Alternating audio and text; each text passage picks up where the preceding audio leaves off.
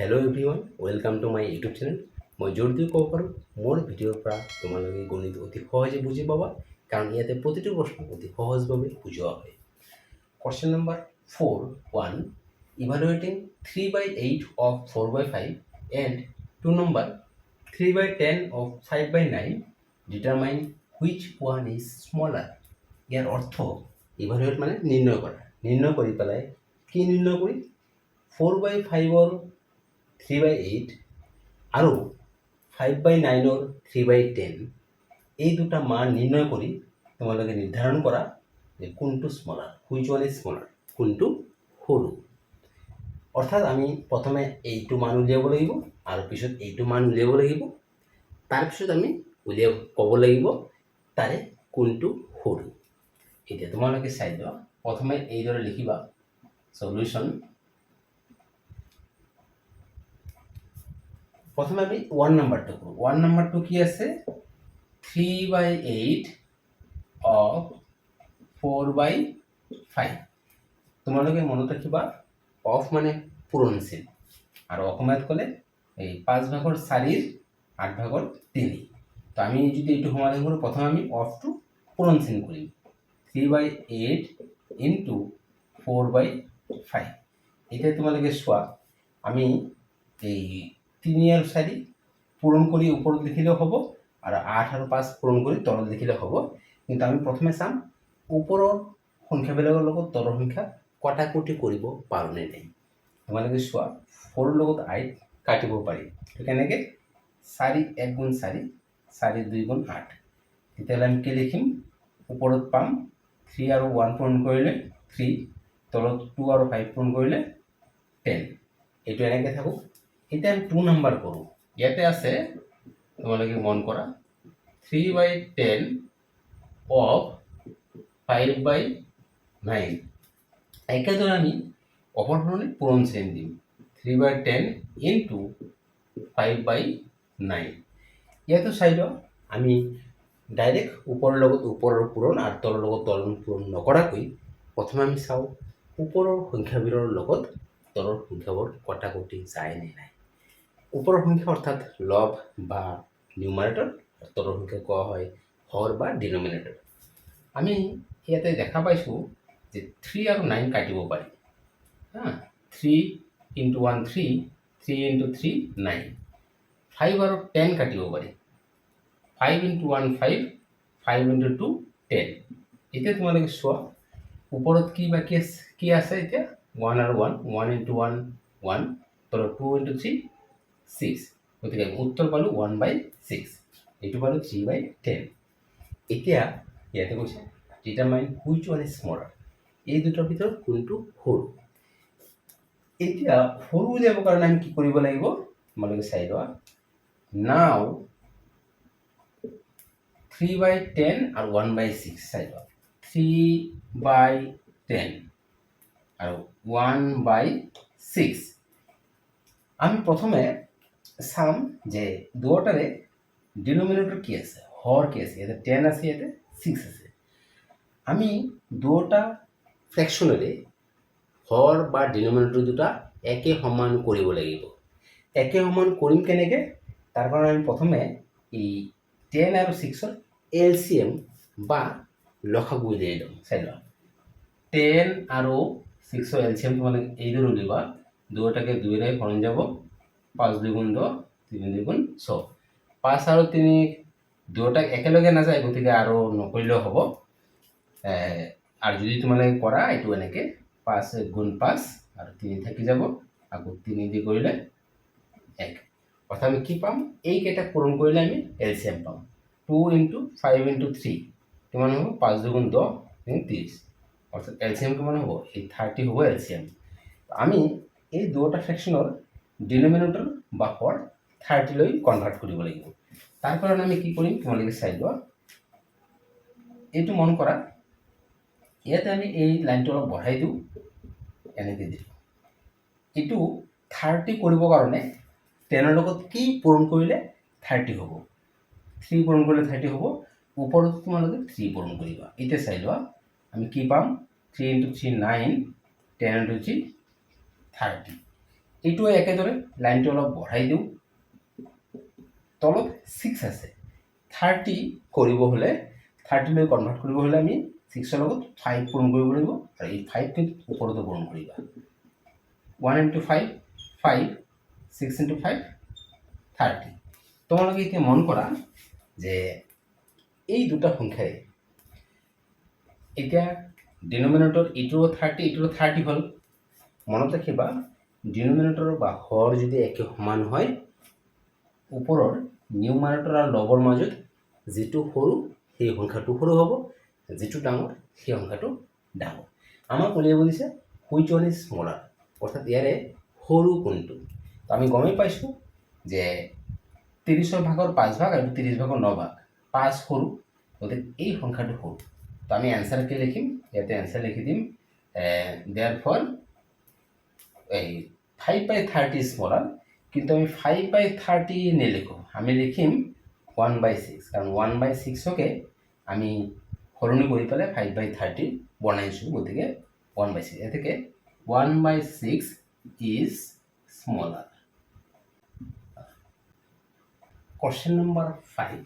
Bijit has spent 3/5 part on purchasing copy and pen and 2/7 part for geometry instrument box from the amount of money his mother gave him as pocket money and kept the rest in hand. Find the part of money left with Bijit and arrange the three parts in descending order. মই ইয়াৰ অৰ্থ অলপ অলপকৈ ক'ম, তাৰপিছত আকৌ গোটেইখিনি একেলগে ক'ম। বিজিত হেজ স্পেণ্ট, বিজিতে খৰচ কৰিলে 5ৰ 3 অংশ on purchasing copy and pen, copy বহী আৰু কলম কিনাত 5ৰ 3 অংশ খৰচ কৰিলে। And 2/7 part for geometry instrument box, আৰু 7ৰ 2 অংশ জ্যামিতি বাকচ কিনিবলৈ খৰচ কৰিলে। From the amount of money his mother gave him as pocket money, কোনখিনি টকাৰ পৰা, মাকে যিখিনি পকেট খৰচৰ বাবে টকা দিছিল তাৰ পৰা। And keep the rest in hand, আৰু বাকীখিনি হাতত জমা ৰাখিলে। Find the part of money left with Bijit, find মানে নিৰ্ণয় কৰা, পাৰ্ট অফ মানি টকাৰ যিখিনি অংশ বিজিতৰ লগত থাকি গ'ল সেইখিনি নিৰ্ণয় কৰা। এণ্ড এৰেঞ্জ দ্য 3 পাৰ্টছ, আৰু 3টা পাৰ্টছ বা অংশক ডিচেণ্ডিং অৰ্ডাৰ বা অধক্ৰমত সজোৱা। এতিয়া যদি একেলগে ইয়াৰ অৰ্থ কওঁ, বিজিতৰ মাকে হাত খৰচৰ বাবে দিয়া টকাৰে বিজিতে 5ৰ 3 অংশ খৰচ কৰিলে বহী আৰু কলম কিনাত, আৰু 7ৰ 2 অংশ খৰচ কৰিলে জ্যামিতি বাকচ কিনাত। তেতিয়াহ'লে বিজিতৰ হাতত আৰু কিমান টকা থাকিল সেইটো নিৰ্ণয় কৰিব লাগিব, আৰু যি 3টা অংশ ওলাব, অৰ্থাৎ এই কপি আৰু পেন কিনাত যিটো জ্যামিতি বাকচ কিনাত, আৰু হাতত থকা এই 3টা অংশ আকৌ অধক্ৰমত বা ডিচেণ্ডিং অৰ্ডাৰত সজাব লাগে। এতিয়া তোমালোকে চোৱা ইয়াৰ সমাধান কিদৰে কৰিম। তো প্ৰথমে লিখিম বিজিতে এই কপি আৰু পেন কিনাত কিমান খৰচ কৰিলে, এনেকৈ লিখিম Bijit spend on copy and pen, অৰ্থাৎ বিজিতে কপি আৰু পেনত খৰচ কৰিলে কিমান, 3/5 পাৰ্ট। সেইখিনি যে তোমালোকে কওঁ, একচুৱেলি ইংলিছ মিডিয়ামত যিখিনি অংশ আছে তাতে 3/4 দিয়া আছে, একচুৱেলি 3/4 নহ'ব, 3/5 হ'ব। 3/4 হ'লে এইটো ভুল হৈ যায়, সেইকাৰণে মই কিন্তু ইয়াতে 3/4 লিখা নাই, 3/5 লিখিছোঁ, এইটোৱে শুদ্ধ হয়। তোমালোকে অসমীয়া মাধ্যমটো চাবা, তাতে 3/5 দিয়া আছে। তাৰপিছত এই তেওঁ geometry box, Bijit spend on geometry box, geometry বক্সখন খৰচ কৰিলে 2/7 পাৰ্ট। এতিয়া আমি নিৰ্ণয় কৰিব লাগিব যে এইখিনি খৰচ হোৱাৰ পিছত বিজিতৰ লগত আৰু কিমান টকা থাকিল। এতিয়া আমি নিৰ্ণয় কৰোঁ যে এই দুটাই মিলি টোটাল কিমান খৰচ হ'ল। তো আমি লিখিম যে total spend equal to, total spend মানে মুঠ খৰচ। মুঠ খৰচ কোন দুটা, এই কপি আৰু পেন কিনাত খৰচ হৈছে 3/5, গতিকে 3/5 প্লাছ জিঅ'মেট্ৰি বক্স কিনাত খৰচ হৈছে 2/7, গতিকে 2/7। এইটো আমি আগত উলিয়াই লওঁ যে মুঠ কিমান খৰচ হ'ল, তাৰপিছতে আমি উলিয়াই ল'ম আৰু কিমান বাকী থাকিল। এতিয়া মই তলৰ ফালে নিলিখোঁ কাৰণ মোৰ জেগা কম হ'ব, মই এইফালে লিখি যাওঁ। এতিয়া এই ভগ্নাংশৰ যোগ কেনেকৈ কৰা হয়, প্ৰথমে আমি ডিনমিনেটৰ বা হৰৰ এলচিএম উলিয়াব লাগিব। চাই লওক 5 আৰু 7ৰ এলচিএম কিমান হ'ব, 5 আৰু 7 ইয়াৰ এলচিএম দুটাকে একৰ বাহিৰে বেলেগ সংখ্যাৰে হৰণ নাযায়, গতিকে এইটো 5 দিয়ে যাব, বেলেগেৰে নাযায়, এইটো 7 দিয়ে যাব, বেলেগেৰে নাযায়। 5 into 7 ইকুয়াল টু কি হ'ব, 35। তো এলচিএম হৈছে 35। এতিয়া এই দুটাৰে এলচিএম বা লসাগু হৈছে 35। আমি এতিয়া কি কৰিম, ইয়াতে লিখিম 35। এতিয়া 5ৰ লগত কি পূৰণ কৰিলে 35 হ'ব, তোমালোকে চোৱা। 5ৰ লগত 7 পূৰণ কৰিলে 35 হ'ব, ওপৰতো 7 পূৰণ হ'ব। তেতিয়াহ'লে 5ৰ লগত যেহেতু 7 পূৰণ কৰিলে 35 হয়, আমি 3ৰ লগত 7 পূৰণ কৰিম। 3 into 7 এইটো হ'ব 21, তাৰপিছত প্লাছ। এইটো কিন্তু মুছি দিম, তোমালোকৰ সুবিধাৰ কাৰণে মই লিখি দেখুৱাইছোঁ। এতিয়া 7ৰ লগত কি পূৰণ কৰিলে 35 হ'ব, 7ৰ লগত 5 পূৰণ কৰিলে 35, আমি ওপৰতো 5 পূৰণ কৰিব লাগিব। তো ওপৰৰ লগত 5 পূৰণ কৰিলে কি হ'ব, 2 into 5 10, আমি ইয়াতে 10 লিখিম। তো এই লেখাটো মই ইয়াতে মুছি দিলোঁ। তো এইটো এতিয়া এই দুটা প্লাছ কৰিলে আমি কি পাম, 21 প্লাছ 10 এইটো হ'ব 31 আৰু তলত 35। তো আমি পালোঁ যে বিজিতৰ টোটাল কিমান খৰচ হৈছে, 31/35 পাৰ্ট। এতিয়া আমি নিৰ্ণয় কৰিম যে পাৰ্ট অফ মানে লেফট উইথ বিজিত। আমি লিখিম therefore the part of money left with Bijit equal to, বিজিতৰ লগত আৰু কিমান টকা থাকিল তোমালোকে এইখিনি কেনেকৈ পাবা। এতিয়া মাকে বিজিতক কিমান টকা দিছে সেইটো কিন্তু কোৱা নাই। মনত ৰাখিবা, যিমানখিনি মাকে দিছে সেইটো হৈছে মুঠ মানি বা টোটাল মানি, সেইটো আমি নাজানো।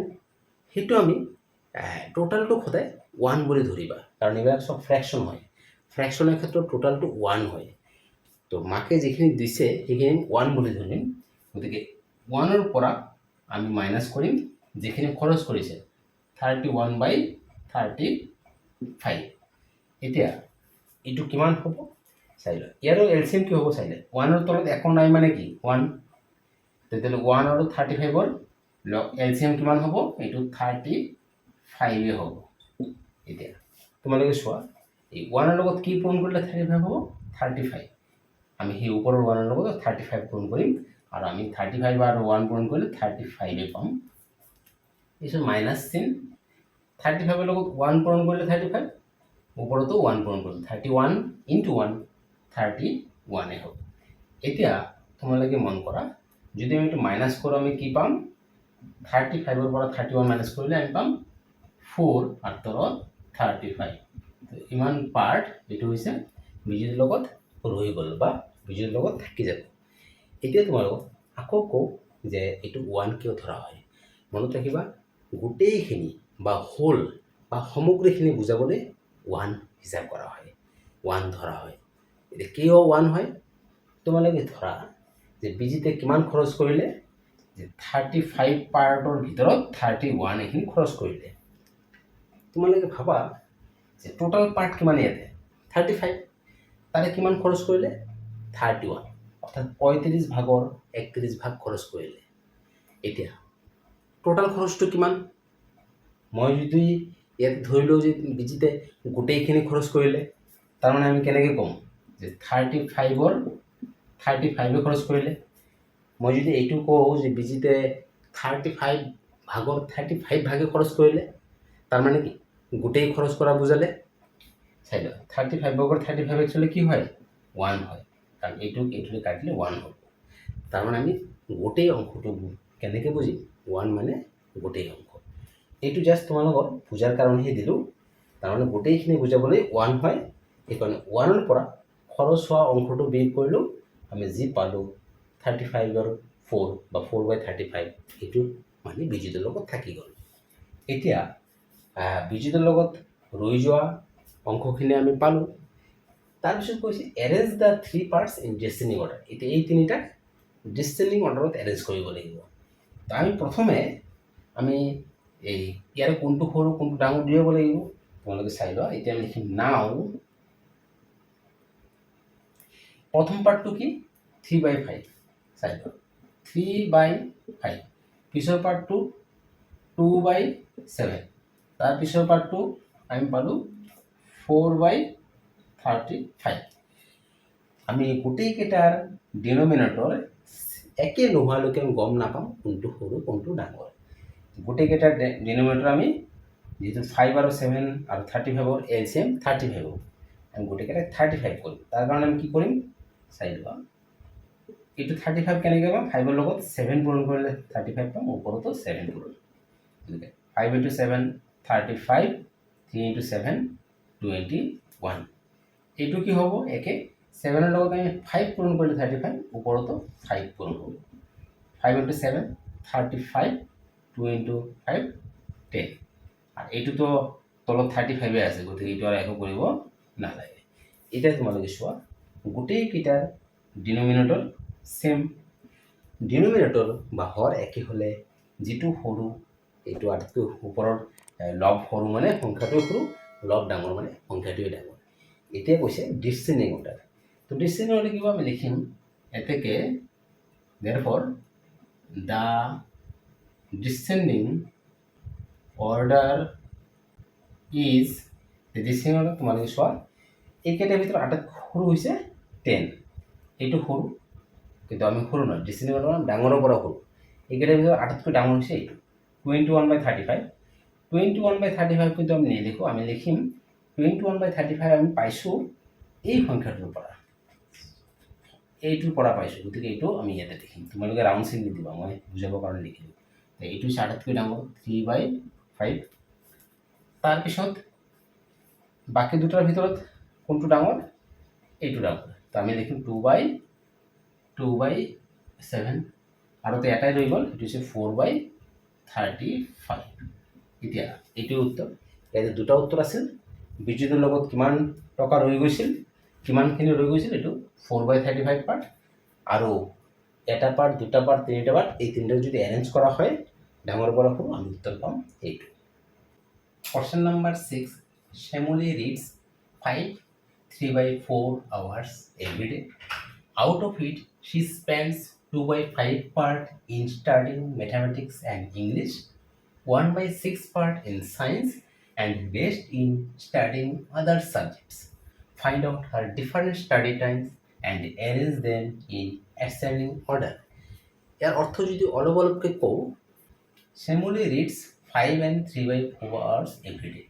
শ্যামলী সদায় 5 আৰু 3.5 ঘণ্টা সদায় পঢ়ে। আউট অফ ইট,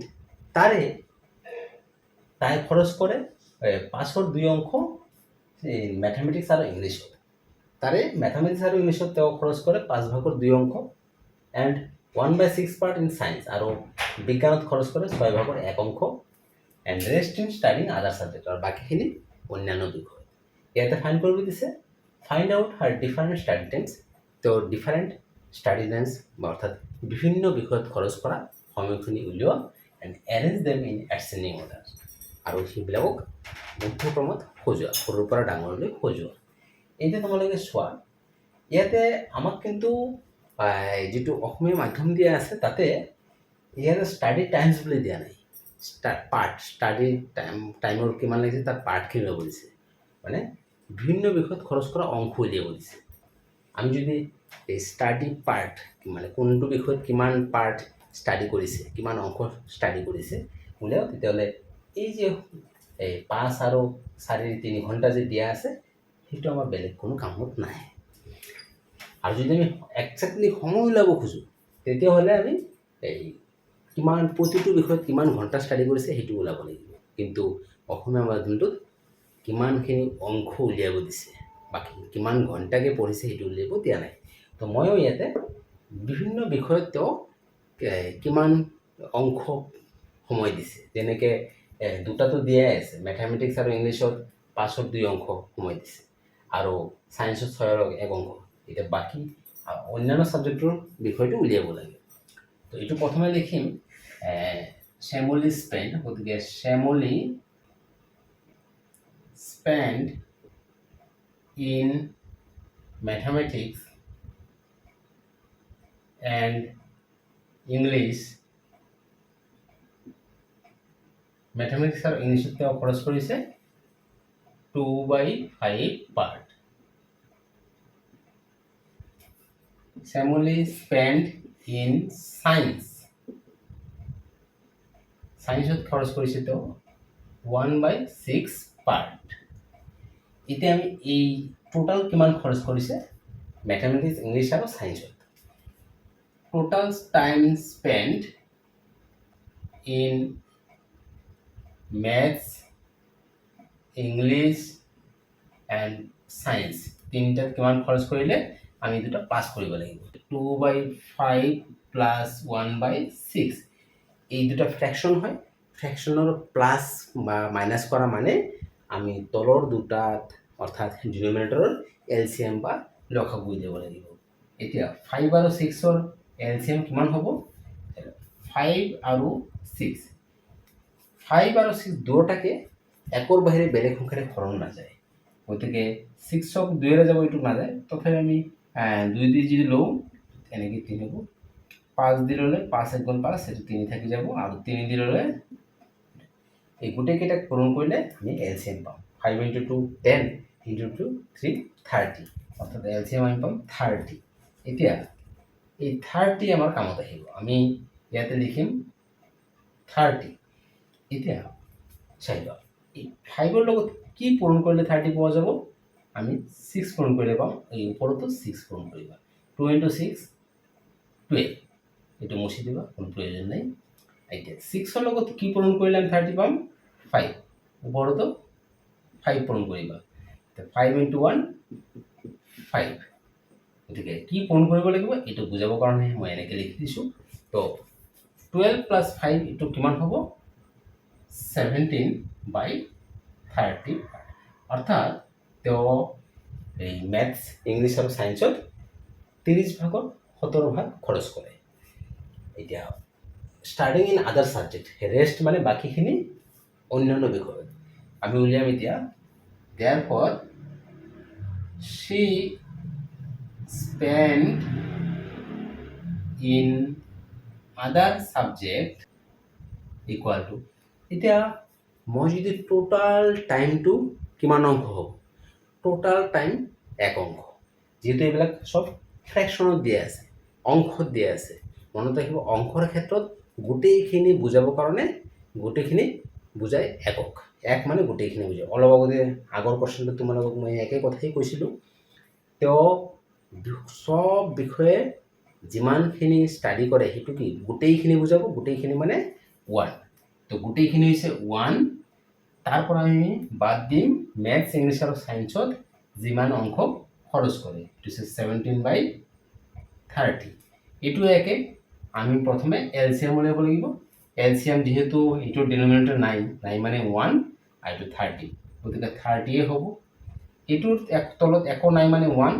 1 ৰ লগত 30 পূৰণ কৰিলে 30 হ'ব গতিকে সেই 1 ৰ লগত 30 পূৰণ কৰিলে আমি পাম 30 মাইনাস এলসিএম আর ডিনোমিনেটর একে হওয়া মানে ডাইরেক্ট উপরটাই মাইনাস হ'ব এতিয়া এটো মাইনাস কৰিলে পাম 13/30 পার্ট তো এখানে তো আদার বিষয়ত খরচ করে তেতিয়াহ'লে আমি পাই গ'লো তিনিটা পার্ট এটো হৈছে তেওঁৰ ম্যাথছ আৰু ইংলিছ এটো সায়েন্স আর এটো হৈছে অন্যান্য বিষয় তো আমাক এইখিনি অংক হিচাপে এটোই উত্তৰ হয় এটা আমি তিনিটাক এসেন্ডিং অৰ্ডাৰত এৰেঞ্জ কৰিব লাগিব আৰু আমি যদি টাইম উলাও যে প্ৰতিটো বিষয়টো কিমান ঘণ্টা খৰচ কৰিছে তেতিয়া কিন্তু আকৌ ক্যালকুলেশন বেলেগ হ'ব তেতিয়া আমি কি 2/5 ৰ লগত এটো পূৰণ কৰিলে ম্যাথছ আৰু ইংলিছত কিমান ঘণ্টা খৰচ কৰিছে পাম আকৌ সায়েন্সত কিমান ঘণ্টা খৰচ হৈছে অংক হিচাপে 1/6 পাৰ্ট কিন্তু কিমান ঘণ্টা দিলে এই 5 and 3/4 ৰ লগত এটো পূৰণ হ'ব আমি ঘণ্টা পাই যাম আকৌ অন্যান্য বিষয়তো কিমান ঘণ্টা খৰচ কৰিছে আমি সময় যদি ওলাব খুজো তেতিয়াহ'লে এই 5 and 3/4 ৰ লগত এইটো পূৰণ কৰিলে আমি ঘণ্টা পাই যাম কিন্তু ইয়াতে এই অসমীয়া মাধ্যমটো যি দিয়া আছে এইটো ঘণ্টা বিচৰা হোৱা নাই ইয়াতে তো বস্তুটো ক্লিয়াৰ নহয় তো আমি তিনিটাৰ অংক পালো এটা এৰেঞ্জ কৰিম এসেন্ডিং অৰ্ডাৰ এৰেঞ্জ কৰাৰ আগতে আমি সবৰে ডিনোমিনেটৰ সেম কৰি লম নাও প্ৰথমটো আছে 2/5 2/5 পিছতটো 1/6 তাৰপিছতটো 13/30 তো এই তিনিটা পাৰ্ট লিখিলোঁ চাইডত 5 6 আৰু 30 গোটেইকেইটাৰ ডিনমিনেটৰ যদি চাওঁ এলচিএম হ'ব 30 তাৰ মানে আমি গোটেইকেইটাকে আমি কি কৰিম ডিনমিনেটৰ 30 বনাই ল'ম তো 5 লগত কি পূৰণ কৰিলে 30 হ'ব এইটো 6 ওপৰতো 6 পূৰণ কৰিবা 2 × 6 12 তো এইটো আমি একে কৰিম ডিনমিনেটৰটো আমি 30 বনাব লাগিব 6 লগত 5 পূৰণ কৰিলে 30 হ'ব ইয়াতো 5 কৰিবা 5 × 1 5 আৰু এইটোতো 30 আছে এইটো একো কৰিব নালাগে আমি এতিয়া লিখিম therefore the ascending order